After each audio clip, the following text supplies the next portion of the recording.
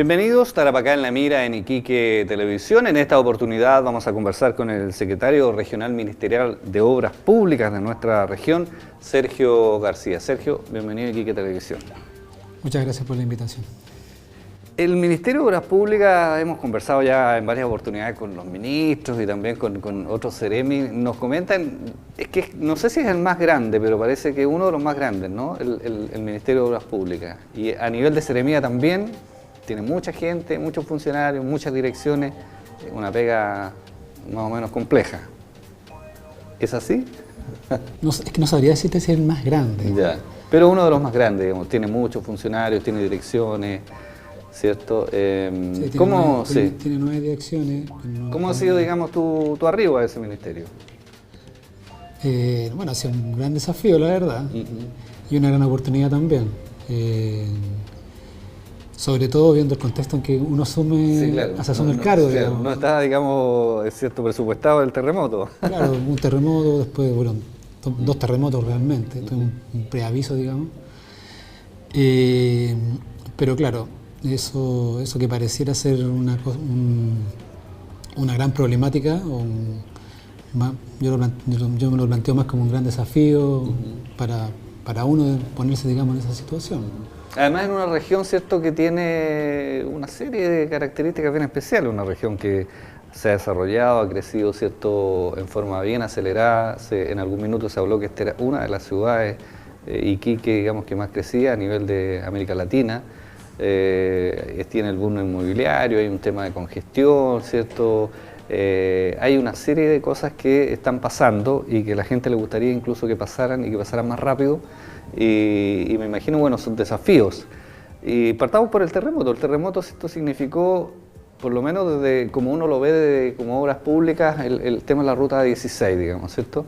Que la gente, bueno, empezó a sufrir de inmediato, ¿cierto? Que significa las demoras, las tardanzas, ¿cierto? La congestión para dirigirse al hospicio y viceversa.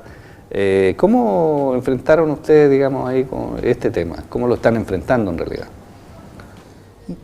Bueno, un poco para ponerlo en contexto. Nosotros, el Ministerio se quedó sin ruta 16. Lo primero que logramos hacer fue habilitar una pista y con eso tuvimos los primeros, si no me equivoco, los primeros 5 días, que era un verdadero desastre, porque había que subir, separar el tráfico y había que bajar.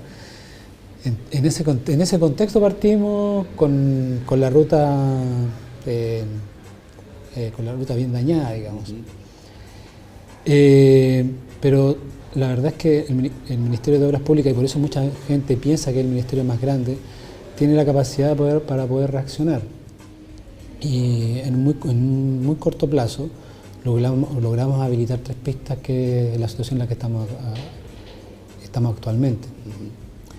Que hace un poco más viable, digamos, la situación y la conectividad social, que hay entre Iquique y Alto Hospicio. Lo que obviamente más se daña, y por eso se nota tanto, que es la única ruta que une estos 2 centros urbanos. Hace 10 años atrás, 20 años atrás, quizás no hubiera tenido el efecto que tuvo ahora, pero con la densidad y con la cantidad de habitantes que tiene actualmente Hospicio, claro, se nota mucho la movilidad. Sobre todo afecta mucho a Hospicio, porque los puestos de trabajo, un gran porcentaje de los puestos de trabajo están acá en Iquique. Claro, Alto Hospicio hace 20 años tenía, no sé, 5.000 habitantes. 5.000 habitantes más o menos, debe haber sido. En 10 años ya tenía 50.000 y ahora tiene casi 100.000, entonces estamos hablando de la mitad de la población que tiene actualmente Iquique. Iquique bordea los 250.000 habitantes, entonces genera una demanda, y sobre todo en la ciudad como Iquique, que todas las personas tienen un auto, por lo menos, genera una alta demanda. Y tenemos solamente esa vía de conectividad. Entonces se nota mucho los efectos que produce que esté cortada, se nota mucho en la población. Y evidentemente para nosotros fue una prioridad. Nos hubiera gustado que hubiera sido más rápido, pero, y también nos gustaría que estuviera las 4 pistas, pero eso tiene sus tiempos. Y sobre todo, después de un terremoto, y esto en el fondo a la gente le costaba entenderlo, y yo creo que todavía le cuesta entender, había que darle los niveles de seguridad para que pudiera transitar sobre esa ruta. El gran problema que teníamos nosotros, sobre todo los primeros 15 días, y que teníamos movimientos todavía, y bastante seguidos, era que la ruta no era una ruta segura. Pero ¿por qué no la liberan más de eso? ¿Por qué no sacan todos esos escombros? No se podía, porque la ruta no era una ruta segura, seguían cayendo escombros, seguían cayendo piedras, y esa seguridad tiene que estar por sobre... Pues claro, la rapidez que uno... que uno le gustaría que tenía. Ahora ya estamos en mejores condiciones y estamos habilitando mucho más pistas, entre comillas, o más lugares para que hayan 4 pistas, y eso claro ha aumentado las velocidades, y la gente ahora ya no se queja tanto de eso, sino se queja de los camiones principalmente que suben a ciertas horas, y sobre todo de la seguridad dentro de la pista. Ahora también se preocupan de que haya más seguridad, que haya más conos, ¿por qué? Porque aumentan las velocidades. Claro. Y claro, y se pillan con todos estos sectores, y eso produce ciertos niveles de accidentabilidad, digamos, que hacen que la ruta no sea tan segura. ¿Para cuándo vamos a tener la ruta ya impecable? ¿Un año? No, estamos hablando a partir del 2 de mayo, que fue la fecha que se iniciaron los trabajos de reconstrucción, 8 meses. Estamos hablando de diciembre. Ya, en diciembre debería estar nuevamente... Deberíamos entregarla de regalo de Navidad. Yeah. Esperamos que sea un poco antes, pero ese regalo de Navidad. Pero bueno, hay que tener un poco de paciencia. ¿Qué pasa con, entiendo yo, no sé si se llama tercer acceso, segundo acceso, este que va por Chipana y que cierto hay un proyecto, digamos, vimos ahí algunas animaciones que se hicieron de esta, digamos, a través de 3D, en fin, que se ve muy bonito, digamos, un acceso nuevo para Alto Hospicio. ¿Ese proyecto está vigente, se está trabajando, quedó stand-by, quedó relegado por el terremoto? ¿Qué pasa con eso? Bueno, a la primera pregunta, el primer acceso de Iquique fue el zigzag. Ya. Ese tiene el nombre de primer acceso. El que se conoce por lo menos dentro de la estructura ministerial como el primer acceso. Y el segundo acceso es el que conocemos ahora, las 4 pistas que conectan Iquique con Hospicio. Y para nosotros es el tercer acceso el que estamos haciendo ahora, pero para todos los demás ese es el segundo acceso. El segundo acceso. Pero en realidad el tercero. El tercero realmente. Claro. El tercer acceso, segundo acceso, como depende. Una de las cosas que le dio prioridad, sobre todo cuando vino el ministro para acá, es que ninguno de los presupuestos asignados a esta nueva alternativa se iba a tocar, ningún presupuesto se iba a tocar, ningún peso de eso se tocó. O sea, no se iban a dejar stand-by, ni postergar, ni... Exactamente. Ya. La prioridad que tenía asignada se mantuvo en su 100% y los presupuestos asignados para ese segundo acceso también se mantuvieron 100%. Actualmente hay una empresa trabajando en ese segundo acceso, que es la empresa Compact, que ya ha ido avanzando dentro de los tiempos programados, dentro de la carta gran programada para el proyecto. Tuvieron un nivel de retraso obviamente asociado al terremoto, pero han logrado rápidamente, la verdad es que hoy día en la mañana lo verificamos en terreno, ya estar casi en los tiempos originales, así que eso es una buena noticia para nosotros. Hay otra empresa que va a empezar a trabajar a partir del 10 de junio, que es la empresa SACIR, que está un poquito antes que esta, que también va a empezar a trabajar en este segundo acceso, que ese es un contrato que está asignado, pero está retrasado, básicamente porque tenemos algunos problemas con la postación que pasa por ahí, que tiene que desplazarse. Entonces, o sea, eso sigue, digamos... Volviendo a la pregunta, sí, eso sigue con sus plazos originales, de acuerdo a las cartas GAN asignadas, y eso debería estar aproximadamente terminado en un año y medio máximo, tener las 8 pistas a que aspiramos, y que esta con urbanización o estas 2 ciudades necesitan. Sí. ¿Con eso resolvemos el tema de conectividad con Alto Hospicio, o después hay que pensar ya en un acceso por el Marinero Desconocido, o un funicular, un túnel? ¿Qué viene después? Porque esta ciudad sigue creciendo, la gente sigue comprando autos, tal como tú señalabas, y Alto Hospicio también, digamos, va a seguir creciendo.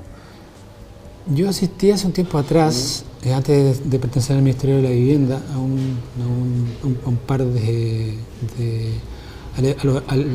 a los estudios que estaba realizando la SECTRA, el plan de desarrollo, ¿cómo se llama ese plan?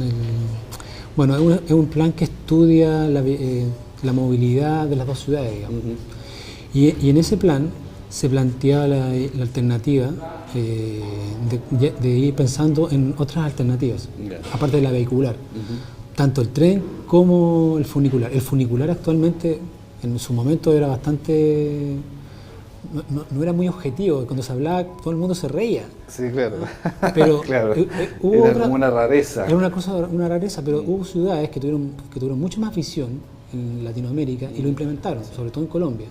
En La Paz entiendo que, en La Paz van a instalar ahora sí. otro. Entonces, esa cosa que para unos les parecía chistoso, en otras partes con la visión adecuada se planteó y ahora son verdaderas alternativas al transporte. Y siempre atrasado en ese sentido. La sexta la está tomando y la está evaluando seriamente como una alternativa. Yo creo que, sobre todo, si dan los flujos necesarios para que eso opere, y sobre todo con las masas críticas que tenemos, y con la congestión que tenemos dentro de todo con la ruta actual, yo creo que es una alternativa que ya es viable. Lo que se está analizando es cuántas paradas necesita, cómo va a ser el trazado, pero la movilidad entre uno y otro punto yo creo que ya es bastante viable. Y nosotros, aparte de eso, estamos estudiando un tercer o un cuarto acceso que tiene que ver básicamente con el puerto. El puerto tiene que tener su propia movilidad independiente de las dos ciudades. ¿Y eso sería por el sector norte? Sí, por el sector básicamente por un marino desconocido, generando un puente para poder... porque el corte que genera actualmente la ruta, la salida del puerto a la ciudad, porque la corta en dos, y es muy pesado ese tráfico. Por eso se quiere generar un puente que genere mejor conectividad con la SUFER principalmente y poder generar algún tipo de conectividad con la ruta A5 o con la ruta 16. Esa es la ruta, digamos, que de alguna manera empalma con este sector detrás de los galpones de Zona Franca y donde se expropió en Las Cabras. Claro, claro, de eso estamos hablando. Ya. Conversamos con algunos pobladores hace un tiempo atrás y nos decían que eso se lo habían prometido hacía mucho tiempo, que habían expropiado todo y que al final lo único que habían eran escombros y no había ninguna carretera. Desafortunadamente ese no es un proyecto que sea del Ministerio de la Vivienda, o sea, perdón, del Ministerio de Obras Públicas, es un proyecto del Ministerio de la Vivienda. Pero nosotros tenemos algunas partes que vamos a tener que asumir, digamos. Y en ese contexto nosotros estamos estudiando otra conexión más de la ciudad. Bueno, Sergio, vamos a hacer un alto, nos ha pasado volando el tiempo, tenemos muchos temas para conversar, pero vamos a hacer un alto aquí en nuestro programa. Estamos conversando con Sergio García, quien es secretario regional ministerial de Obras Públicas de nuestra región, desde aquí del restaurante Samurai. Vamos a la pausa y ya estamos de regreso con ustedes.